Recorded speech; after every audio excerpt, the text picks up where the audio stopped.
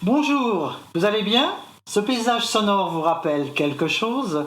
Il a été composé à la demande du collectif Brutus par Michel Berthier pour accompagner la lecture à voix haute. On m'a offert un beau livre quand Rys et Orangis s'appelait Brutus, la révolution au village, du groupe de recherche d'histoire locale. Et j'ai souhaité faire entendre aux Ryssois leur propre histoire. Le collectif Brutus a pris forme et nous avons fait nos premiers pas sous le chapiteau d'Adrienne en bord de Seine le 18 janvier 2020 pour la nuit de la lecture. Puis, suite au confinement, nous nous sommes immergés dans des histoires de cahiers de doléances, de prise de la Bastille, de sans-culottes, de guillotine et de ses tricoteuses, de fêtes, chants et danses de la Révolution française. Nous avons retrouvé des traces de costumes, de chansons, de dessins. Le collectif Brutus enchaîne alors avec la journée sidérale de la lecture à voix haute, maudit, moulu, le 27 juin. Puis une expérience en plein air, le samedi 22 août, au Mai Bonheur. Enfin, l'incontournable question, pourquoi Brutus? Prendre comme modèle, comme l'a écrit Anne Bernet, un assassin par idéal. Pourquoi les fêtes et les banquets républicains? Pour lire ensemble, à voix haute, les belles pages retrouvées qui nous montrent des hommes, des femmes, des enfants se mobiliser pour la République.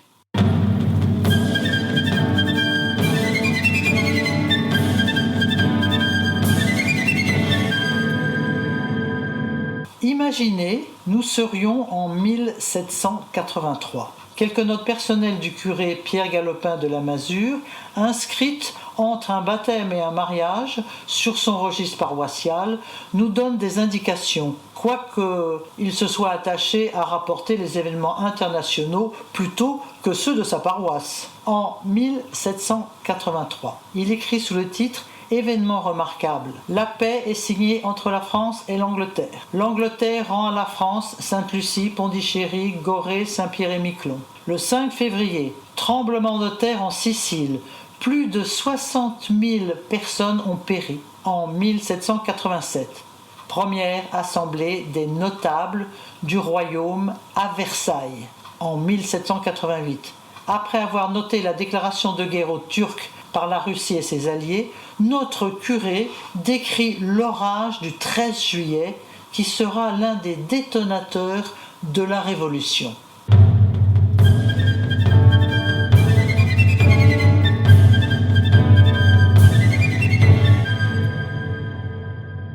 Mois d'automne, vendémiaire, brumaire, frimaire. Mois d'hiver, nivose, pluviose, ventose. Mois du printemps, germinal, floréal, prairial. Mois d'été, messidor, thermidor, fructidor.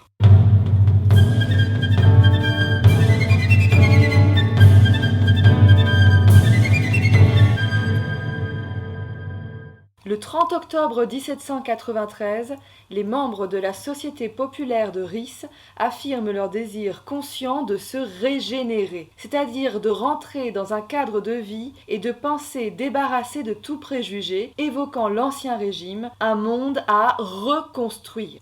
Il faut tenter de faire revivre cette aventure étonnante, de se familiariser avec le système de représentation qui était celui des villageois déchristianisateurs. L'une des idées dominantes de ces temps troublés est qu'il faut reconstruire, régénérer tout l'édifice que la Révolution et la raison ont mis à bas. Nous avons soudain délogé Saint-Blaise et pris Brutus pour notre patron.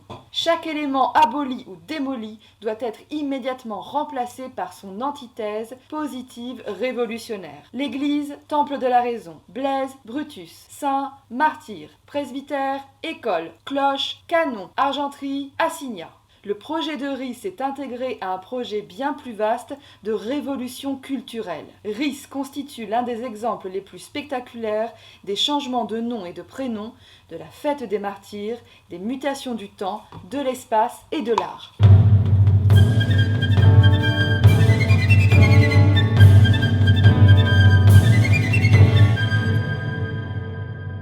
Des poids et des mesures. Des poids. Zé des mesures. Puis tiens, des poids et des mesures en un mot. Des poids et des mesures.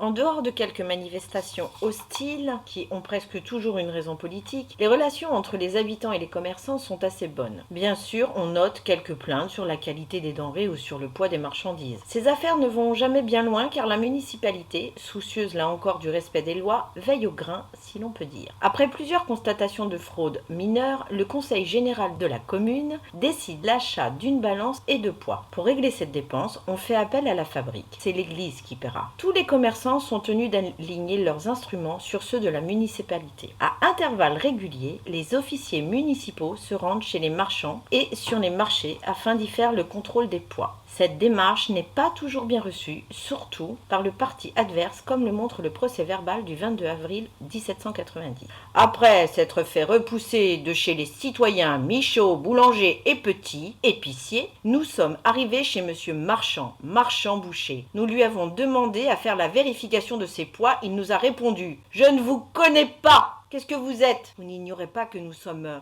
maires, officiers municipaux et procureurs de la commune? Je ne vous connais pas! Sortez de ma maison! Je ne veux pas que vous écriviez votre procès verbal chez moi. Ah bon? Non! Ah!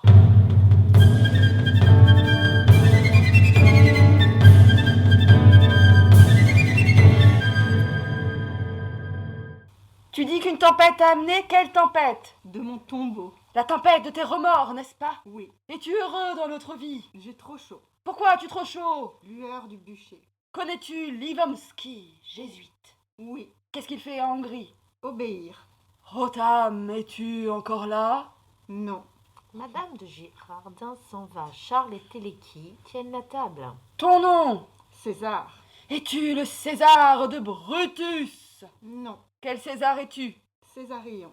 Viens-tu pour voir l'auteur de Napoléon le Petit? Oui. Tu vaux pourtant mieux que lui. Le trouves-tu? Es-tu l'âme de Césarion? Oui. As-tu une communication à me faire? Oui. Me connais-tu? Oui. Qui t'envoie? J'annonce à ton César que sa vie est en danger. Est-ce un danger prochain? Oui.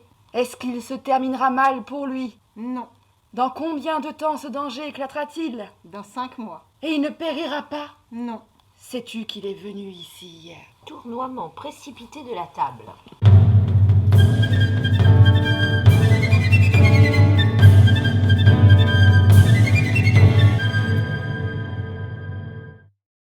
Brutus, c'est pareil, il faut qu'on l'arrête. Tu comptes arrêter Brutus?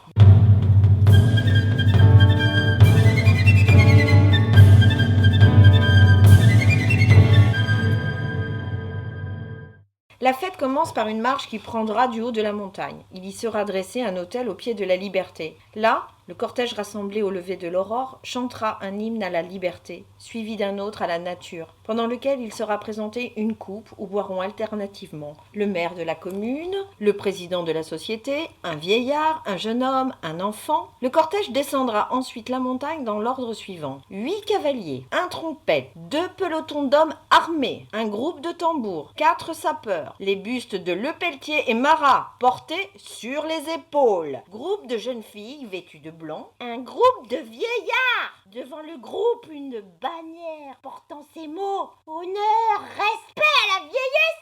Un groupe d'enfants, l'espérance de la patrie, un peloton de la garde nationale, un cénotaphe orné de couronnes de chêne. Viendront ensuite les députés, les autorités constituées, les sociétés populaires, un groupe de musiciens. Suivra le char de la liberté et sur le devant de la place, le buste de Brutus, soutenu par 2 femmes et couronné par un enfant. Au plus haut du char sera la figure de la liberté appuyée sur le droit de l'homme.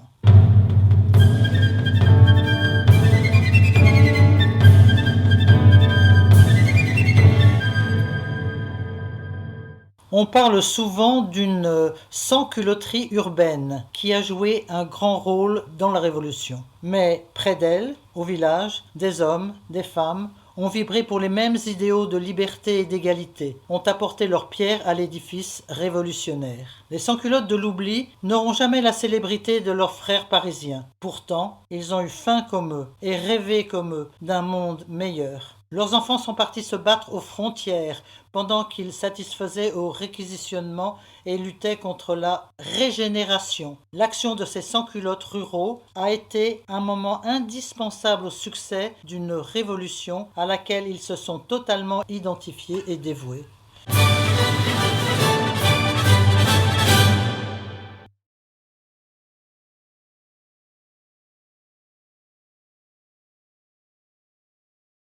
C'était le premier podcast du collectif Brutus. Le collectif Brutus sera sous le chapiteau d'Adrienne pour 2 présentations de notre création pour la nuit de la lecture du 20 au 24 janvier, le samedi 23 et dimanche 24 janvier à 15h, sur les berges de Seine à Ris-Orangis.